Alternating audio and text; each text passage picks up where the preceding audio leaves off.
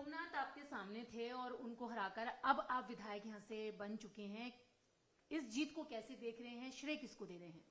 देखिए, ये सोमनाथ 3 बार से यहाँ विधायक थे तो निश्चित रूप से चुनौती बड़ी थी, लेकिन मैं तो जीत का श्रेय हमारे देश के प्रधानमंत्री मोदी जी की नीतियों को और उनके मार्गदर्शन को, जो लगातार संगठन को उनका मिलता रहता है, और हमारा जो शीर्ष नेतृत्व है, नड्डा जी जिन्होंने इस पूरे चुनाव को पूरी तरह से देखा, बारीकियों से समझा, हमारे संगठन मंत्री, सब लोगों ने मिलकर के, हमारे प्रदेश के अध्यक्ष, सब लोगों ने मिलकर के जिस तरह के निर्देश हमको दिए और एक रणनीति के तहत हमने चुनाव लड़ा, और चुनाव लड़ करके आज परिणाम है कि निश्चित रूप से जो लोग झूठ बोलते थे, जिन्होंने 10 साल में इस मालवीय नगर को पूरी तरह से खराब कर दिया, यहाँ की व्यवस्थाएं पूरी तरह से दुरुस्त नहीं है, यहाँ की सड़कों के हालात खराब हैं, पानी की व्यवस्था ठीक नहीं है, सीवर की बहुत सारी समस्याएं हैं, तो निश्चित रूप से लोग इन सब चीजों से परेशान थे और वो चाहते थे कि विकल्प, ऐसा विकल्प आए जो इनको चुनौती भी दे सके और जो काम करने वाला हो।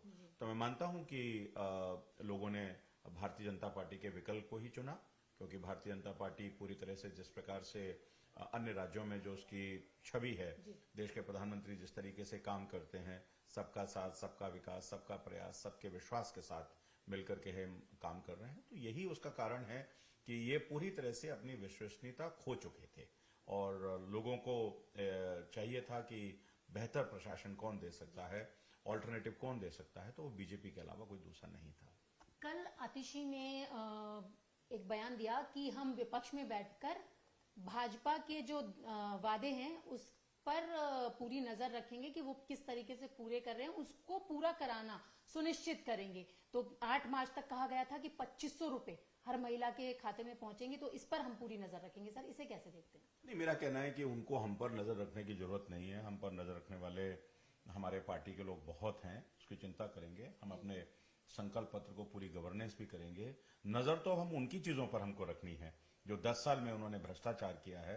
कैग की रिपोर्ट आई है, 10 साल में दिल्ली की जो बर्बादी की है, जिस तरह से लोगों को लाभ पहुंचाए गए हैं, उस पर नजर अब हमको रखनी है। हमारे डिलीवरी की जहां तक बात है, वो तो हम निश्चित रूप से पूरी डिलीवरी हम करेंगे ही करेंगे, इसमें कोई हमारा संकल्प पत्र। मैं आतिशी से पूछना चाहता हूं कि 3 साल पहले आपने वायदा किया था पंजाब में कि आप लोगों को महिला सम्मान निधि देंगे, क्या आप जवाब देंगे कि आज तक 1 रुपया भी किसी को नहीं मिला? आतिशी जी, आप ही का बयान है, आपने लोकसभा के चुनाव में सभी लोगों को कहा था। जरा एक बार बयान आप दोबारा देखिए आतिशी जी, और उस बयान में देखिए कि आपने क्या कहा था। आपने कहा था कि सितंबर से दिल्ली के लोगों के खाते में पैसे चले जाएंगे। आपने तो उसी योजना को दोबारा से इस योजना में लॉन्च कर दिया, तो आप तो कुछ दे नहीं पाए। हमने मध्य प्रदेश में भी दिया, हमने छत्तीसगढ़ में भी दिया, हमने महाराष्ट्र में भी दिया, हमने हरियाणा में भी दिया। तो आप अपनी चिंता करिए, हमारी चिंता मत करिए। हम तो गवर्नेंस करने वाले लोग हैं, हम पूरी तरह से सेवा ही समर्पण हमारा भाव है, और जो वंचित समाज है उसकी सेवा करना हमारी पूरी ड्यूटी है। हम अपनी चिंता करेंगे, आप अपनी चिंता करिए, क्योंकि आप झूठ बोलते हैं और आप केवल और केवल आरोपों की राजनीति करते हैं।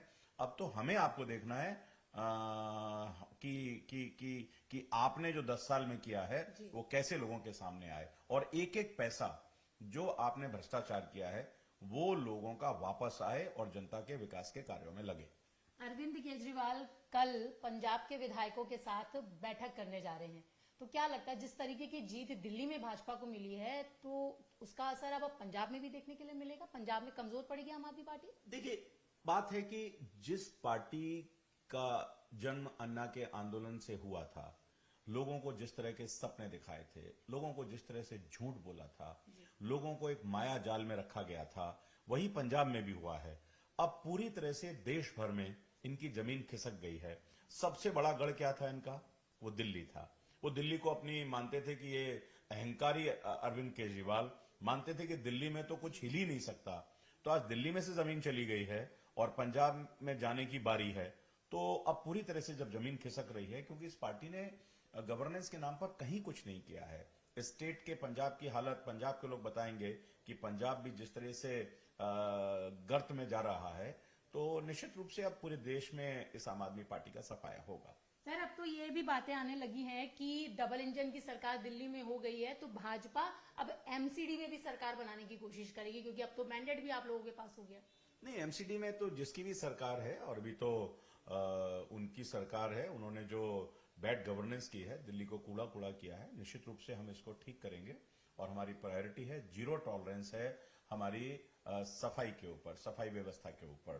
तो निश्चित रूप से इसमें काम करेंगे, और लोकतंत्र के तरीके से जो चीजें भी होती हैं वो लोकतांत्रिक तरीके में हम मिलकर के काम कर रहे हैं। एमसीडी अभी आम आदमी पार्टी के पास है, अभी तो हमारे पास नहीं है, लेकिन फिर भी हमारे लोग मिलकर के काम करेंगे और दिल्ली में सफाई व्यवस्था को सुधारेंगे।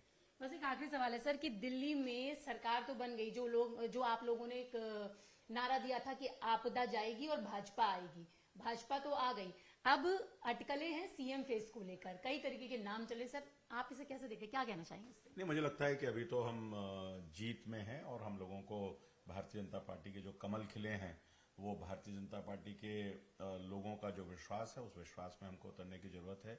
कुछ विषय ऐसे हैं जिसमें हमको ना तो चर्चा करनी चाहिए, ना ही उसकी आवश्यकता है, और मैं उसके लिए उपयुक्त भी नहीं हूं, तो उस पर मुझे कोई बात करने की आवश्यकता भी नहीं है।